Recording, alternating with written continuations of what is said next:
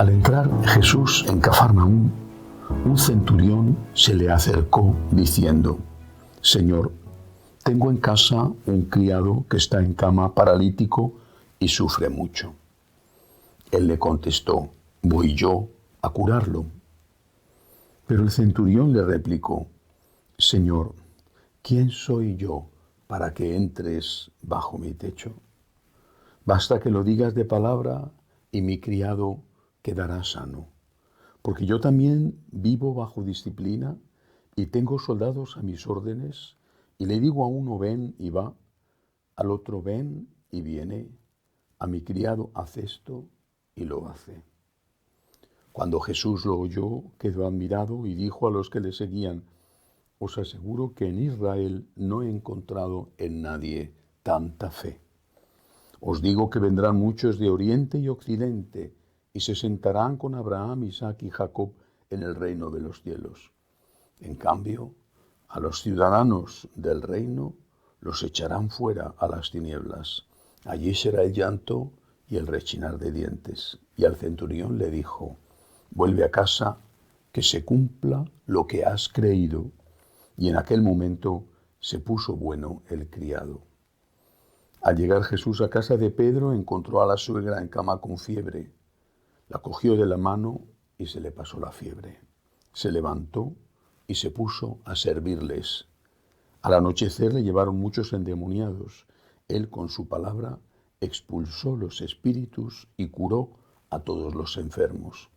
Así se cumplió lo que dijo el profeta Isaías: Él tomó nuestras dolencias y cargó con nuestras enfermedades. Palabra del Señor. Gloria a ti, Señor Jesús. El milagro hecho por el Señor al siervo, al criado del centurión, la respuesta que da el centurión al Señor es tan importante que la Iglesia la ha recogido y la ha introducido en la liturgia de la misa.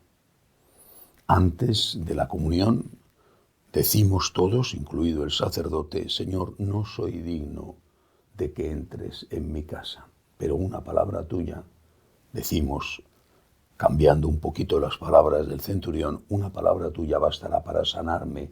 El centurión dijo: una palabra tuya bastará para curar a mi criado.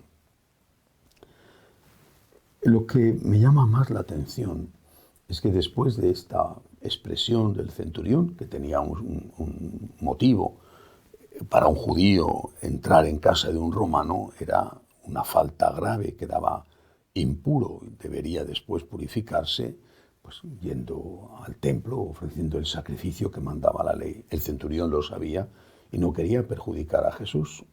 Y también tenía fe en que no hacía falta la presencia inmediata, cercana de Cristo para poder hacer el milagro que el Señor estaba siendo pedido para que hiciera. Pero es que la respuesta de Jesús a lo que dice el centurión es una respuesta extraña, porque le habla y dice: no he visto en Israel nadie que tenga tanta fe. ¿A qué se refiere? Si lo que ha hecho el centurión es un acto de humildad, ¿por qué dice el Señor que el centurión era modelo de fe? Porque la fe implica necesariamente la humildad. Una persona que tiene fe está convencida de que Dios, es más grande que Él, es el Todopoderoso. Una persona que tiene fe no exige nunca.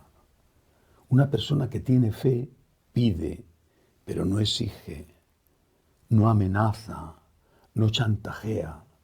Una persona que tiene fe solicita con humildad y si no se lo dan, no se enfada, porque es consciente de que no tiene un derecho. Cuando digo y reitero que estamos en una profundísima crisis de fe que afecta a todos, incluido a los católicos practicantes y devotos, me refiero a estas cosas. No solo que vivimos en la tierra como si este fuera el único mundo, como si no hubiera otra vida, sino que además tratamos a Dios no como quien es Dios, el Señor, sino como si fuera nuestro empleado. Hemos perdido la fe en Dios. Una persona que tiene fe solicita, pide, suplica, pero nunca amenaza, chantajea y exige. Los derechos se exigen, los favores se piden. Uno puede protestar y debe protestar cuando no se han cumplido unos derechos, pero uno ni puede ni debe protestar cuando no se le han hecho unos favores. No tenemos derecho a los favores. No podemos reclamar y exigir como si fueran derechos aquellas cosas que son favores. Esto es una parte esencial de nuestra fe. ¿Quién es Dios y quién soy yo? Yo no soy Dios. Dios es Dios. Yo soy una criatura de Dios, amada por Dios. Un hijo de Dios por el bautismo, amadísimo por Dios. Alguien que se ha beneficiado de la sangre redentora de Cristo y ya solo por eso debería de estar toda la vida dando gracias. Y esta es la segunda enseñanza de este evangelio. Porque después del acto de humildad del centurión, del milagro que hizo el Señor con su criado, entró en la misma ciudad de Cafarnaúm en casa de Pedro. Y allí vio que la suegra de Pedro estaba enferma, con fiebre. Bueno, la fiebre hoy en día no se le da tanta importancia, excepto cuando es altísima. En aquella época era posiblemente señal de algo muy grave y podía morir. El Señor tuvo misericordia de ella, hizo un milagro, la curó. Pero lo significativo es lo que hace la suegra inmediatamente. Dice el Evangelio que se levantó y se puso a servirles. La fe existe cuando hay humildad. Yo no soy Dios y Dios es Dios. Pero cuando hay humildad, hay agradecimiento. Cuando hay humildad, eres consciente de que todo es don, de que todo es gracia. Y ante la gracia, ante la conciencia de que todo es don y todo es gracia, tú respondes dando gracias. Gracias, Señor, por tu amor. En cambio, el soberbio en realidad no tiene fe. La soberbia le impide tener fe en el Dios verdadero, que es más grande que él, porque el soberbio se cree, aunque no lo diga, se cree Dios. El soberbio no puede agradecer. Es imposible para un soberbio agradecer. Quizá pueda pronunciar palabras que suenen a agradecimiento, pero no agradece. Porque el soberbio piensa que él se lo merece todo, que tiene derecho a todo, que no le debe nada a nadie y que aún le dan poco. Se considera tan importante, se considera tan grande, que le den lo que le den, todo es poco. Si no hemos educado a los hijos en el agradecimiento, pagaremos las consecuencias de tener hijos llenos de soberbia, que sacarán hasta la última gota de sangre de sus padres y nunca les dirán a sus padres gracias o ¿qué necesitas? ¿Qué puedo hacer yo por ti?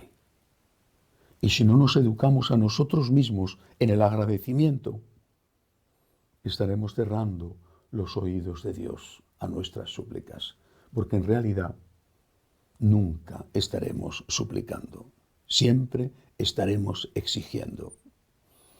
El agradecimiento surge de la humildad, de ser consciente quién es Dios y quién somos nosotros. Por eso tenemos que repetir todos los días antes de comulgar, no soy digno. Aunque estemos en gracia de Dios, no soy digno de que entres en mi casa. Y desde luego, mucho menos si no se está en gracia de Dios. Pidámosle al Señor que nos cure de la soberbia, que nos ayude a ser humildes, que nos ayude a ser agradecidos. Que así sea.